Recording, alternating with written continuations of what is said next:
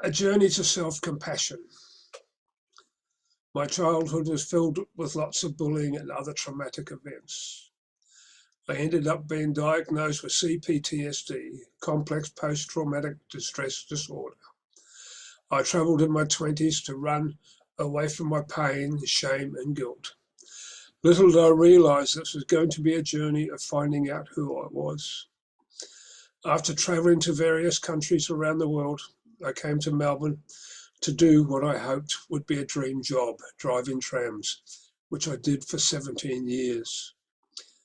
During those years, I became a Christian and married. This failed and this tripped me up.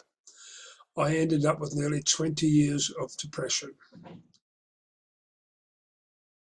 After I found a psychologist who was recommended to me, it turned out to be a turning point. I received a diagnosis of Asperger's in 2013, when I was 63 years old. With the help of the psychologist, I started to learn new helpful behaviours. As far as getting on top of everything, 2 or 3 things seem to have worked.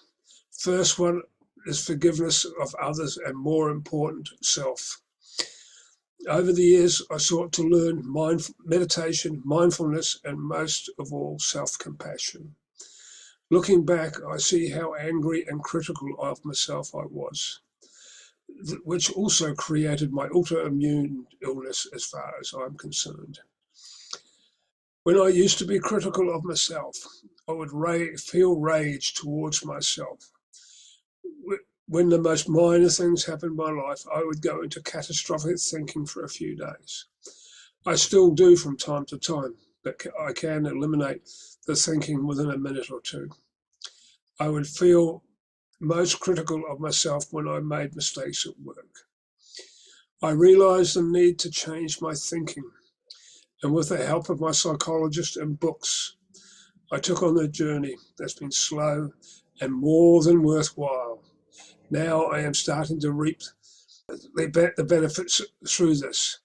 Others say they saw benefits long before I did. One of the big gains in accepting myself where I am, warts and all, when the critical thoughts come up, I am able to deal with them much easier and stop the slide into depression. When I see I'm feeling overwhelmed, I slip away before it gets into poor behavior like meltdowns. Seeking mindfulness and self-compassion have been one of the best things I've been able to do for myself. I no longer beat myself up over mistakes. Life is much better and other blessings are coming my way. Note, this is an ongoing journey.